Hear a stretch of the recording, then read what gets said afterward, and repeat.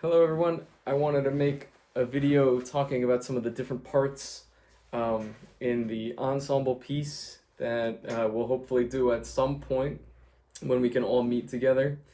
And so I'm gonna just kind of run through some of the different things that happen in there with each part. Um, and hopefully you guys can practice this and it'll make sense. You can obviously ask me questions later. So I'm gonna start with guitar one. And guitar one, if you look at the beginning here, for those that were certainly in class and then those who are kind of watching online, everybody sort of starts off the same way, where the piece is asking us to do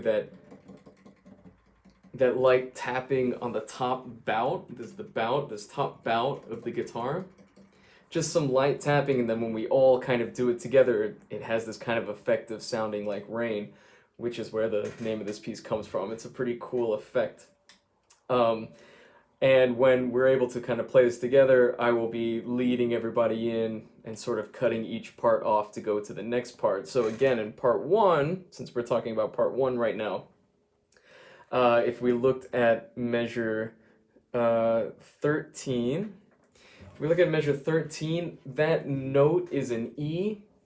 And we've been learning a little bit about some of these notes already. So remember just to kind of think about having the thumb up here on the sixth string and the index finger down here on the first string. And that note, that E, is just plucking that note by itself. We don't have to press down anywhere. We just have to pluck that note, string one, at the bottom there. And if we look at what the note looks like, and I'll kind of explain a lot of this other stuff later on in the video, this note looks like this one. And this note, and we'll talk more about this as we get along, but this note lasts for 3 beats. So what does that mean? It means that I'm going to play that note, and I'm going to count to 3. As soon as I play it, I say 1, and I count to 3, and then I play it again. So starting from measure 13 there, it would sound like this. It would be 1, 2, 3, 1, 2, 3, 1, 2, 3, 1, 2, 3, right? And so it makes that note last for a really long time. But then when we get to measure 17, at measure 17, we get these types of notes, which were those quarter notes, which of course, when we were speaking our rhythms, those were the ones we were going ta, ta, ta. And that means that I'm still gonna count to 3, but every time I say a number, now I'm gonna play that same note E. So what ends up happening here? Well, if I count to 3 again, every time I say a number, I'm gonna play that note. I get 1, 2, 3, 1, 2, 3, 1, 2, 3, 1, 2, 3, right? And then right at the very end, what ends up happening is they ask you to play that E again and just let it keep ringing. And we'll go back to the tapping again. And one other thing I want to kind of talk about with everybody, and this kind of goes for all of the parts because we all see it, at the end of basically each line, right? Starting in, we have measure 12 and in measure 16, we have these sort of 2 dots with these lines. These are what we call repeat signs, and it basically means we have to do all of it all over again.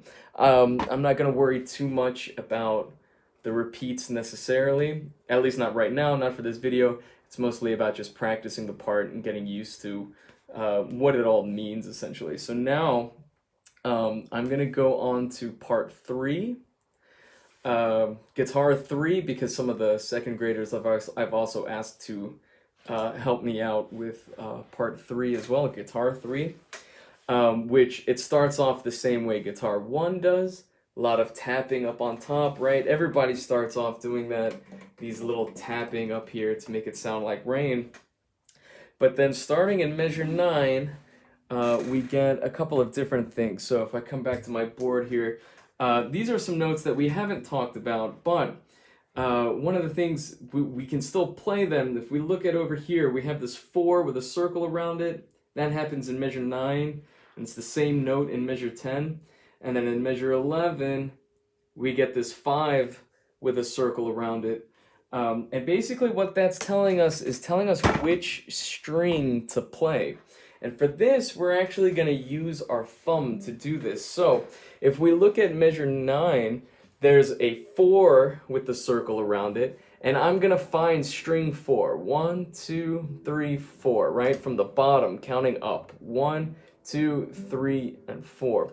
And what I'm going to do is, again, these notes, they look like these ones, which we said were lasting for 3 beats, which means I have to play it once, and then I count to 3, right? So if it was this 4th string, I'm going to use my thumb to do it, and I'm going to play it, and then I'm going to count to 3. I'm going to go 1, 2, 3, 1, 2, 3, and then I move to the 5th string. 1, 2, 3, 1, 2, 3. Right? So all of that was with the thumb, plucking these lower strings here. And again, the numbers with the circles around them, they're telling me which string to play. Again, we still have the same kinds of repeats at the end of these lines. We also get in measures 19 and 20, we go on to the 6th string. Of course, the 6th string is going to be the one that's up at the top. I'm still going to use my thumb to do it.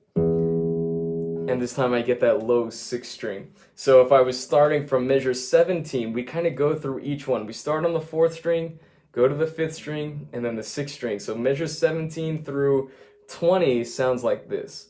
1, 2, 3, 1, 2, 3, 1, 2, 3, 1, 2, 3.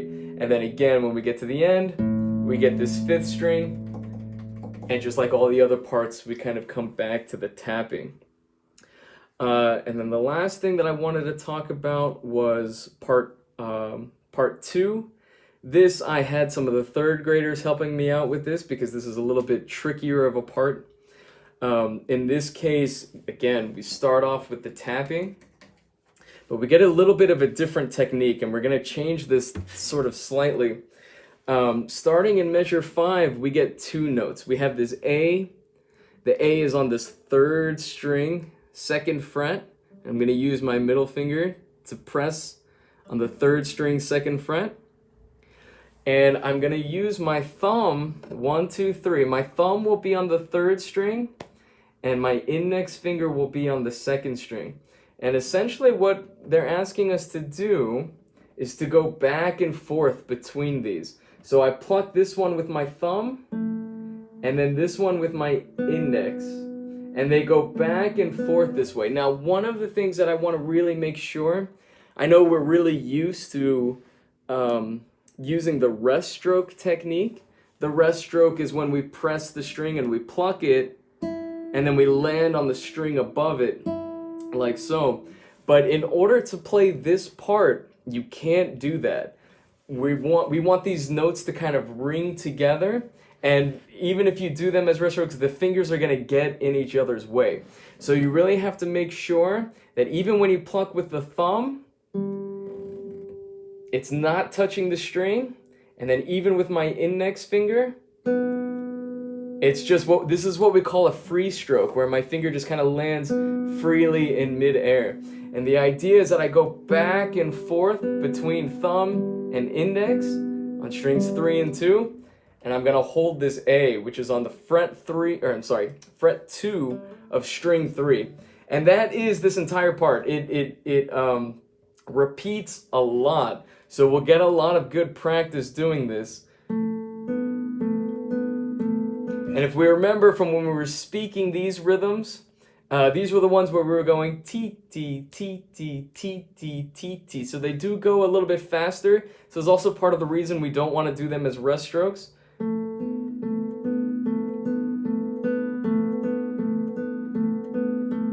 One of the things I want to talk about is, I should have done this earlier, the hand position. Making sure that the thumb is on top of the string, kind of pointing in the same direction as the string, parallel, pointing in the same direction. And that the index finger is here, and that we don't want the wrist to come down. We want there to be some space between the hand and the guitar. This gives this gives the fingers some room to move around, right? So we don't want to curve too much. We don't want to be too close to the strings. We want a little bit of a curve with the index finger and the thumb to stick out a little bit so as that they don't get in each other's way when we play these notes. And so for those that are assigned to part 2, that's gonna take some getting used to. That's gonna take some practice because even what we've been talking about, a lot of rest strokes, right? Rest strokes, resting on that string. This is gonna take some getting used to of getting rid of those rest strokes. And it's not that we don't play rest strokes. I think I said this in the magnet class before. I want to make sure that we all understand it's not that we don't ever use the rest strokes. In fact, all the other parts, I'm going to get them to do that. But there are some times, and for the third graders, we're going to start getting into this a little bit about when to use rest strokes and when I don't want you to use rest strokes. And we'll get into that a little bit later. So I hope that makes sense in terms of the parts. I sent out the list of who I assigned to which part. So hopefully you guys can practice this a little bit, and then at some point, hopefully we can put this all together. So I hope this makes sense. You can shoot me some questions if there's something that I said that doesn't make sense. So I will see you guys soon. Bye.